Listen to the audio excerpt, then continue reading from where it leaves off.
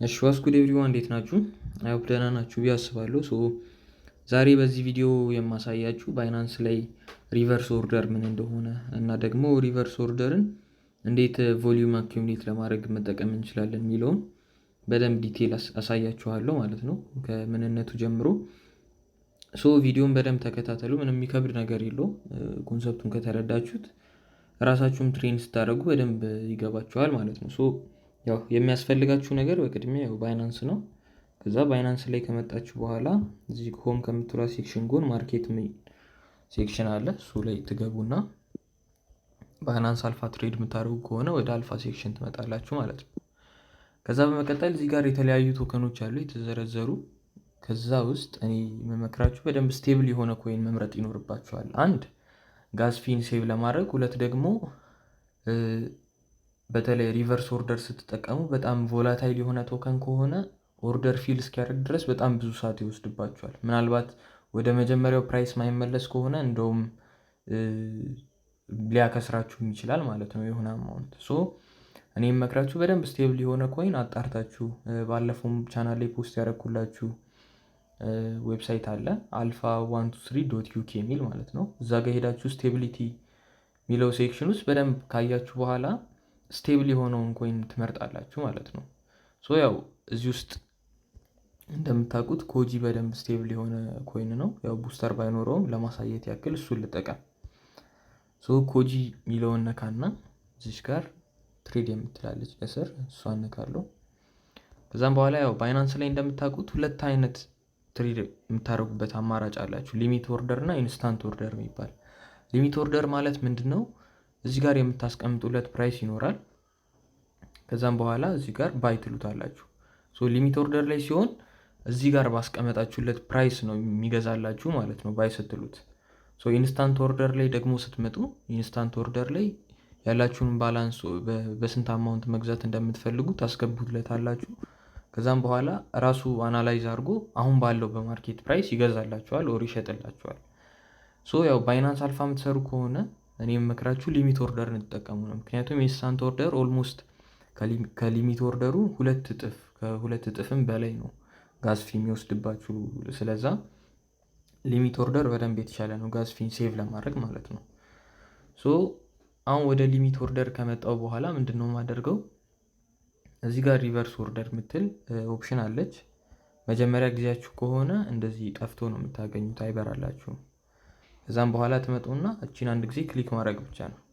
እሷን ክሊክ ስታደርጓት እዚህ ጋር የሆነ ያክል ፕራይስ እንድታስገቡ ይነግራችኋል ማለት ነው። ምን አይነት ፕራይስ ነው የምናስገባው ካላችሁ፣ በቅድሚያ አሁን ሪቨርስ ኦርደር እየተጠቀማችሁ ካልሆነ ምንድነው የምታደርጉት? ያው እሱን እናንተም ስለምታውቁት ፕራይሱን ታስገባላችሁ። ከዛም በኋላ የምትገዙበትን አማውንት ታስገቡና እዚህ ጋር ባይ የምትሏን ተነካላችሁ። ከዛም በኋላ ሴል ወደሚለው መታችሁ የምትሸጡትን አማውንት ታስገቡና ሴል ትሉታላችሁ ማለት ነው።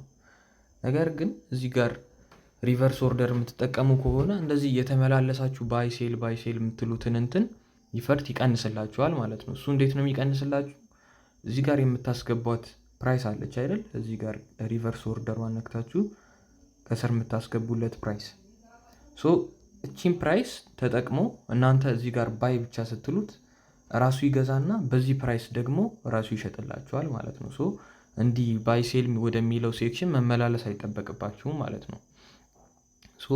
አሁን ለምሳሌ እኔ ዝም ብዬ $100 ገዝቼ ላሳያችሁ። እዚህ ጋር ፕራይሱን ያው እዚህ ጋር ኦርደር ቡክ አለላችሁ። ከዛም በኋላ ኦርደር ቡኩ ላይ ካለው ከላይ አካባቢ አንዱን ፕራይስ ትመርጣላችሁ።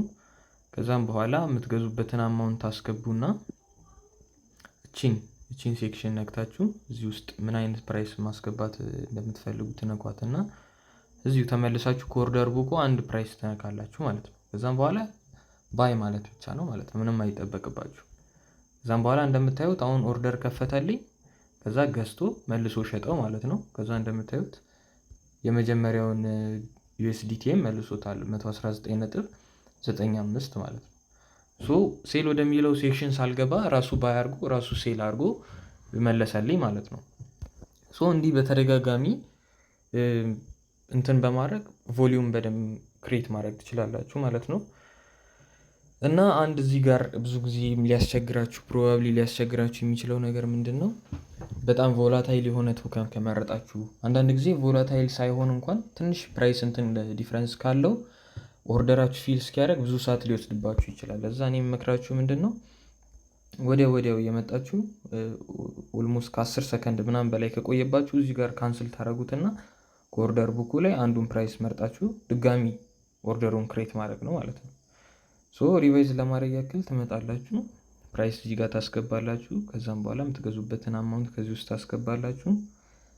ከዛ መጨረሻ እዚህ ጋር ያለውን ፕራይስ ከኦርደር ቡኩ ላይ አንዱን ትመርጡና ትገዙበታላችሁ ማለት ነው። ሶ በቀላሉ 3-4 ጊዜ የምትመላለሱበትን በ2 ጊዜ፣ 4 ጊዜ ወደ ባይና ሴል የምትሄዱበትን በ1 ጊዜ፣ በ2 ጊዜ ውስጥ ትጨርሳላችሁ ማለት ነው። ሶ ያው ይፈርቱን በደንብ ይቀንስላችኋል፣ ግን ከጋስ ፊ እና ከእንትን አንጻር ብዙ ልዩነት ስለሌለው ድካማችሁን ይቀንስላችኋል ነው።